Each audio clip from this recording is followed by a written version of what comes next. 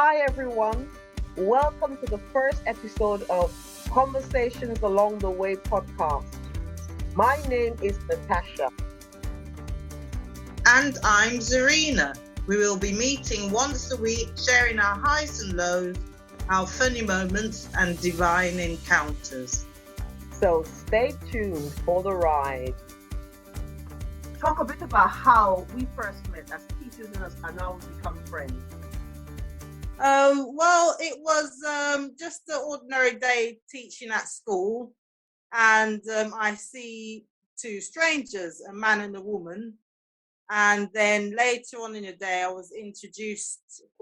Somehow we met in Mr. Zane's office, the headmaster, and I was introduced to both of these people. One of them was Natasha, and as it is in school, you're busy, so you can't hang around to talk. So it must have been, I can't remember if it was the same day or on another day, we got talking. Well, Zarina, before you continue, which country and where was this divine moment? Where did we meet? Which country? Oh, well, that's it. We didn't meet in England. We met in Sudan, in Khartoum. And the school was Al Wasila School. So we never met while we were in London. But yet, strangely enough, Natasha's school, she had a school, her and her sister, on the street that I lived on, Norfolk House Road. And I used to live on Norfolk House Road many years before I went to live in Sudan. And the man that Natasha was with, his children used to go to Natasha's school. So I knew from the beginning that that was uncanny, it wasn't normal. So that had to be a divine intervention, because there's no way that could be natural. So Zarina, I mean, you said many things there. First, you said that we were first living in England. I mean, you were born in England. Yeah. And living, how many years were you living in England before you went to Sudan? I must have been there about 28 years, because I mean, even though I had lived outside Sudan, England before, but I was back in England living because I was born in England, and we've never met. And yet I was on Norfolk House Road at the time before I left the country. Yeah, so I mean, as Zarina said, I mean, she was born in England. She was living in England for many years. I was born in the Caribbean.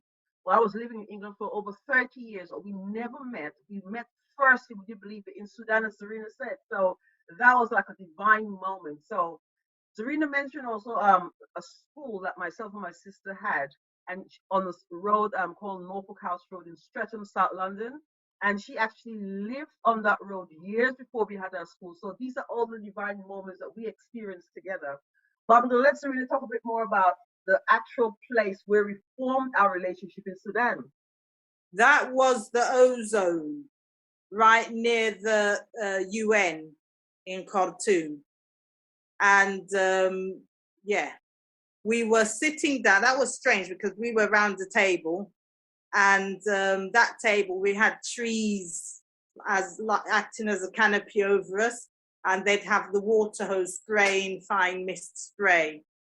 And as we were talking and we started opening up and expressing our ideas, thoughts and feelings, then it was strange because birds don't normally fly towards you, but this one was perching on my shoulder and it flew around and came back, and I was screaming out.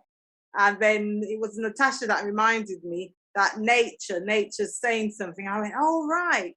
It's like a message. And we got into the zone, should I call it, that state when you open up to the universe, as some people say. And I realized that was an important moment, and it was an important message also. Wow. I'm going to rewind to how I actually got to Sudan. I'm going to get you to talk about how you got to Sudan yourself as well. I mean, I was working in London as a teacher, and I had a friend from Sudan who we were working together for years. And one evening she rang me and she said, Natasha, I've got a friend in Sudan who owns a private university and school. He's looking for some English teachers to come and see whether they like to teach in his university school. Are you interested? So, I mean, it was like that was another divine intervention moment, because I was praying and meditating for years of actually working in Africa. So when she mentioned this to me, I was like, oh my gosh, I cannot believe it. So I was so excited. So I said to her, yes, tell him to give me a call. I am interested. So she called him the same night. He called me from Sudan and we spoke on the phone. And then he said, I'm arranging for you guys to come. When is the best time? So I said, you know what? The next holiday is Easter. So the Easter of 2014, four of us women from England with my friend, we flew out to Sudan. And basically, he was actually taking us on a tour to his university and his school. And the school that he took us to, the school that he owned part of his relative, Zarina was teaching in the school. Remember, we never met. I just came from London, went to Sudan just to see the opportunities ahead of me. And I was told by the principal of the school, we've got a Jamaican teacher here teaching for years. Would you like to meet her? And he was like, oh my word, a Jamaican teacher working here? He goes, yes. Her name is Zarina. You want to see her? I said, yeah, let me see her. And so I rushed up the stairs. There was Zarina in a classroom teaching. And Zarina, you can take it from there. Yeah, and so I remember meeting you in Mr. Zane's office, and it was one break right at the beginning when we sat down under the shaded area outside and we got talking. And I'll be honest with you, I had fears that, oh no, because well, relating to my own experience, I had some issues with some Black women rejecting me because I was, I don't know, the misfit or whatever it was. I had issues when I was growing up. And so I thought that she'd reject me and think, oh, she's odd, she's strange, I don't want to talk to her. And so as it came out, I realized that, Natasha was born in the Caribbean. She was well educated, professional, that she was open-minded, that she could relate to me. And, I thought, is this real? I thought it couldn't possibly be, but God made it real. Yes, and the thing is, we exchange phone numbers. And as I said, just to remind, just to go back as well, is I was only there for the 1 week just to see Sudan, see the university, the school, see what I wanted to actually come out and work there in the future to have a contract. So there's 1 week. I met Zarina that first time in the school. We exchanged numbers, not knowing whether we were going to meet again. We just, we just exchanged numbers. So I returned to London, and I think it was a couple of weeks later, I said, you know what, I think I can do this thing.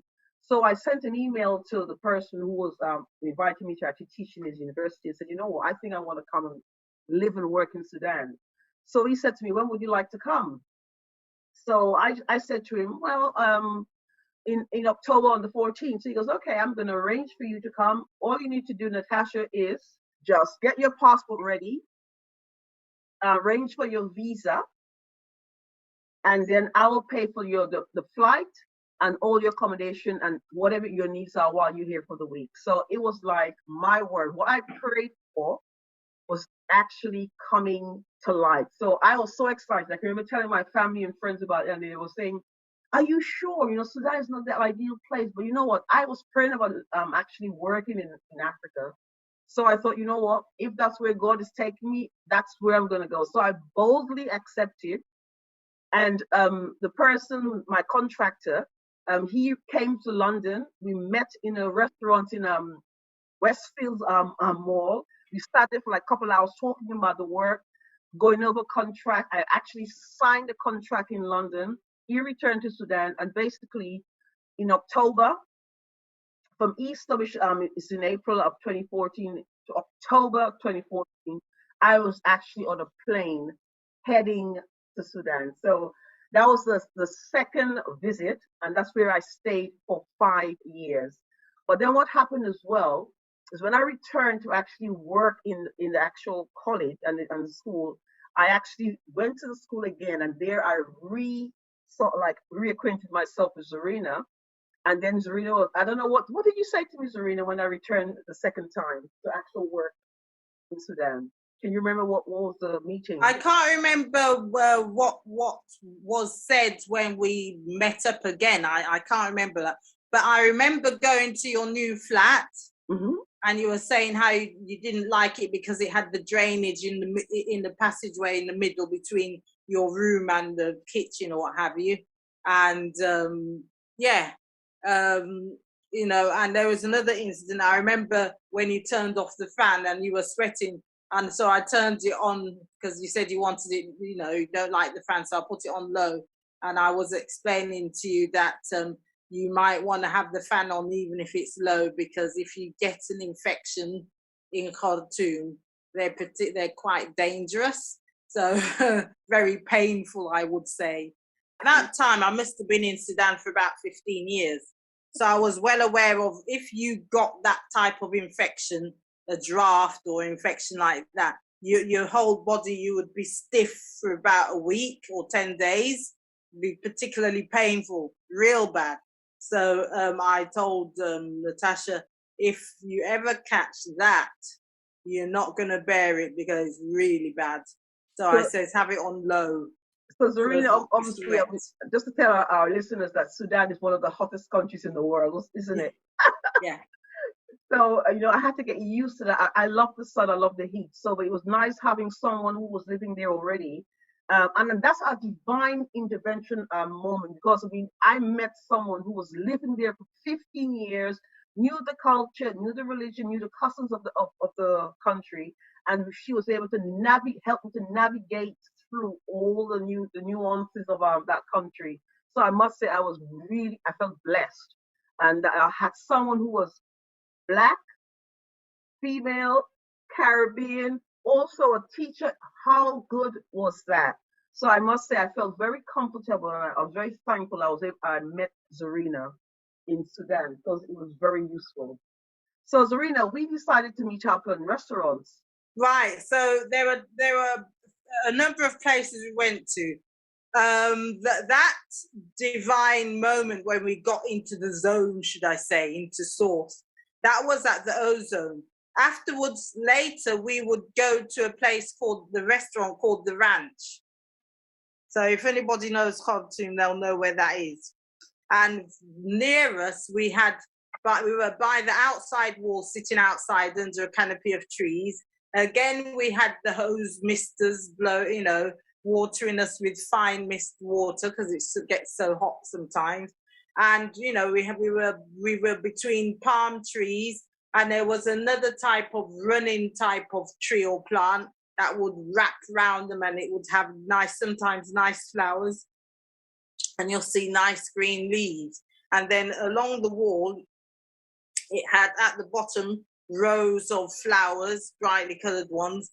And then at the top of the wall, it had gaps so you could see the cars going by and the people walking past. And we had our table. We'd get some when we were lucky. There's a specific table we had. If we weren't so lucky, we'll go further towards the part where the people come in. But on most nights, we had our table or somewhere, one of them, along that wall, and there we were able to really access the universe, I'd call it. Wow. So many ideas I'd come with my notepad. I'm a teacher anyway, but my notepad filled up with all sorts of ideas. I mean, what Zarina is saying, we connected, I think. It was immediately connected because it was so nice to see someone that reflected ourselves, you know, female, as I said, teacher, someone from the Caribbean. How I know Zarina was from the Caribbean is that she said that the teacher said she was Jamaican, the head teacher. And also what I liked about Zarina, she had a bit of Caribbean culture. She was speaking Jamaican, just her family are from Jamaica. She was speaking a Jamaican accent, which I love because I'm Guyanese. So it was nice. We were sort of like exchanging Caribbean sort of like accents and stories. So we connected, and it was like just a breath of fresh air to know that Yes. in a foreign country in Africa, I met someone I connected with. So we had so many moments of sitting in the restaurants, eating. Wow, the meals are, we're going to talk about that. Oh my God. I'll be honest with you. There used to be something called, I think it's called fajita. Mm-hmm. And that was tasty. Wow. And we didn't have chips. We had We had, I forgot what they call it, potato wedgies, I think. Wedges. Yeah. The wedges. And a good salad, because I used to love my salad. And just being in nature, Zarina. And we was just sitting in that, it was like you'd gone back to the Garden of Eden. That was lovely out there. You're surrounded by plants and you're kind of secluded away from the main road, because there was a road out there. It wasn't the main road, it was connecting to the main road. So sometimes it was busy and the cars and the people would come by, and you're just in that surreal environment. It's just surreal. It was just beautiful. But I won't forget the Syrian restaurant. Mm-hmm. Were they Syrian or Lebanese? It was Syrian, I think. Yeah. The Syrian, wow, whoa. The Syrian restaurant was, I would say, holy. What did you like about it? The food or what? The food was excellent. They'd give you a bowl of soup first, and then they'd give you, I forgot the name of the meal, it's chicken, and they'd roast, I think what they did, they boil it and then they roast it. Mm. And the rice was, they call it mendi. It's done, it was, it had seasoning in and some things in it, and it was very well seasoned. It was good. I used to take home goodie bags, put that in the fridge. The thing is, when we first started to meet up after work, I have to say that at these restaurants, I mean, I didn't have any idea, I don't think we did, of wanting to create anything together. We just started to talk naturally and just casually. The next thing you know, we're actually talking about things we like to do together, like in the future. And one of the things we talked about, can you remember in 2015, how many years ago was that? It was 7 years, is actually having like YouTube channels, having conversations. It was in 2015, I think we started that conversation, and Zarina would be the person writing all our ideas down, how we like to do it, what topics we would like to talk about. And I'm telling you guys, 7 years later, we're now deciding to do that. But at the time, we wanted to complete these tasks in Sudan. We were talking about having these YouTube channels from Sudan, not knowing that both of us, I have to tell the listeners, we're both back in the UK. 2022 right now, we're both back in the UK, and now we are actually putting in action what we discussed in Sudan all those years ago. Wow. Yeah, I mean, it was a long time coming, but now we're back and we've readjusted. So we now can think of, moving on towards the future. First, get the podcast started, and then other things in the pipeline. But we'll just discuss our experiences, because it's our experiences have helped us to grow. And there are many people out there that might have experienced a lot of things, but have never thought through how to solve it. They might just have swept it under the carpet, or just gotten angry about it and broken up, maybe if it's a relationship, or maybe just haven't done anything to solve their problems. Some people might have just gotten angry over stuff like I used to, and not ever thought of how to deal with it, how to make it better, things to do to improve our lot, so to speak. I mean, we had like 5 years just talking about things we like to do together. From 2014 to 2019, we both returned to the UK. But for those 5 years, we sat in different restaurants talking about things we like to do together and getting divine revelation. I have to say, sometimes we'd just be sitting there laughing, talking about anything at the end of the workday, and it'll be, just a minute, Zarina, get the notepad out. And she would whip out her notepad. Then sometimes I'm saying something to Natasha, and then I say, download. That's true. Notepad out, pen ready. And I mean, we didn't even know what podcast was. I'll be honest with you, Zarina. I've never heard the word podcast until I returned to England in 20. Yeah. But the thing is, when we were talking about it, we were talking about having YouTube channels, talking about having conversations and just putting it out there on YouTube. But you know what? I think it was like a project in the making. We were developing it with our ideas, and now we're so confident. We've got so many things to share with you guys, and we're hoping that you guys are gonna learn something from it, glean from it. We have something to say as two Black Caribbean women who've experienced life. You know, I'm in my 50s, so I've lived on this earth for over half a century. You know, so I think I've got something to say. So basically, when we returned to England, it was like we said, you know what, we've got unfinished business. The things that we spoke about and wrote down in Sudan for those 5 years, we need to start putting into action now. So there we are, full circle. Yes, and time for us to grow and heal in Africa, because we're too British with Black women, and so we've had our experiences and all sorts of should I say knot ups and problems, and so we were given a breath of fresh air to grow and heal. And as we healed and felt confident and free and open to be ourselves, then we could access, should I say, the zone source and start downloading all the information that's there and putting together our thoughts and developing, healing ourselves and growing. And so now we can put something out there. Not everything we say or think is going to be perfect or suit everyone, but it might help some people. One thing might help someone, that they might ignore something else. Somebody else might benefit from that, and they might ignore something totally different, because everyone's going to take what they can from it, I think. Yeah, and we both grew, as you said, Zarina. I mean, I never expected to grow so much when I was in Sudan, because it's you hear all of these negative connotations and words spoken about countries like Sudan, like there's nothing to learn from there. It's a third world country. But I'm telling you, Zarina, I grew exponentially when I was there for those 5 years.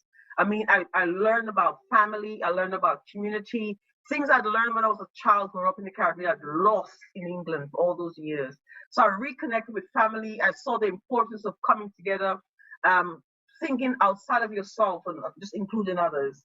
So I was able to relax, to get some divine inspiration and rebuild myself and my confidence as well. So those 5 years for me in Sudan, it was like it really developed my mind and the way I approach and saw things differently. So I think myself and Zarina, we are ready now to actually share with our listeners what we've learned together, and how we've managed to solve quite a lot of problems. So this is the first time we just going to just open our podcast, and we're going to be meeting on a regular basis every week to discuss different issues.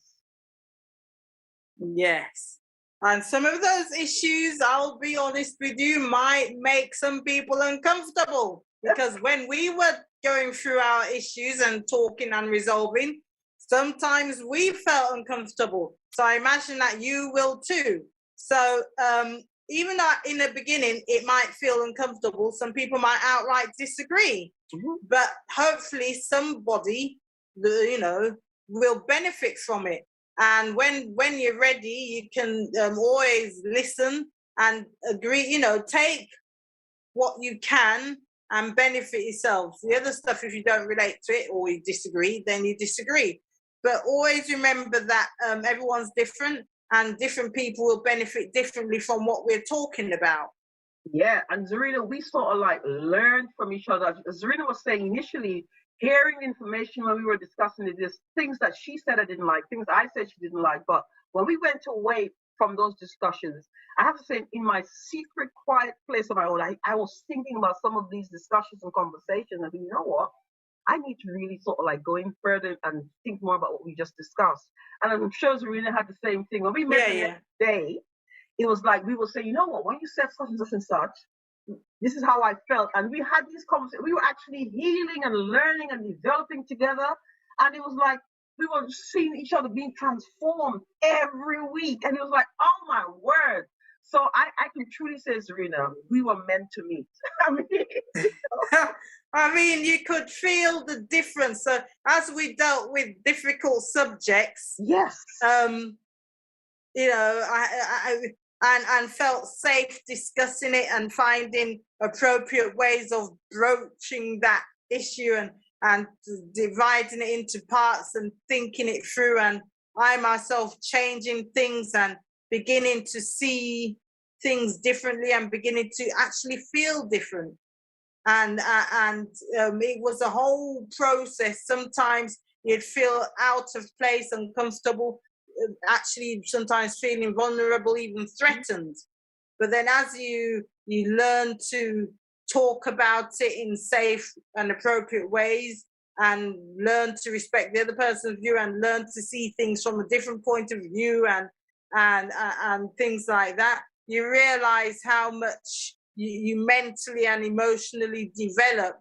And it's weird because the conclusions you come to are, you find that sometimes they're different than the conclusions that for example, in my case, things I would have thought normally, but then I realized, looking at things in different ways, you say, oh, right, I see a point there, yeah. Expand my thought processes or my attitudes or my beliefs to include that, to be aware of that next time, or to handle that in a different manner. Yeah, I might want that thing, but maybe I can go about it a different way. Things like that. And I tell you what, I mean, once Zarina started to talk about herself and some of the issues that she was going through, it was like, oh my word, I had gone through nearly every one of those things that she had about, that she was experiencing at the time as we were talking. And it was like, and I came through them successfully, and like, oh my gosh, we were meant to meet. We were meant to meet to discuss. I think I was able to help her to process the issues, resolve them in a way that was suited her best. And as well as when helping her, she was a friend to me because I needed a friend. I was in a foreign country. And you know, it was like having someone there that I can relate to and meet up with every day, and you know, and laugh and all of that. So we both benefited from this relationship. So it was so lovely that we were both helping each other, and we saw that we needed each other. It became like every day, isn't it, Zarina? Well, yeah. At one point, we were just meeting every day after work when we didn't have any money. Because some of our employers were a little dodgy. We'll go into that another time. Should I say excessively dodgy? But we'll leave that out for now. Another video, another podcast.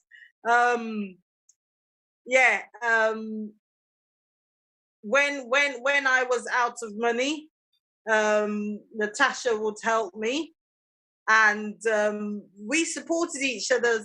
Yeah, because I used to believe that, I had an income problem and that, you know, I'd be no use to nobody. But then I realized that there are other areas of our lives that we could help each other in. That's it. It's all about money. To complement. But I used to have that issue, and that was an issue for me to grow through those issues. Yeah. I know we became, my youngest daughter would make me laugh. She says, you and Zarina buddies, aren't you? We became buddies, so to speak, in Sudan. And we are still good friends up to today. And guys, we've come to the end of our podcast, the first one. Thanks everyone for listening. We've come to the end of the podcast. And what we were speaking about was the divine intervention and how we first met. And we do hope that this has benefited somebody, and that you'll listen to us again when we upload the other one. Thanks for listening, and we'll see you the next time. See you. Bye-bye.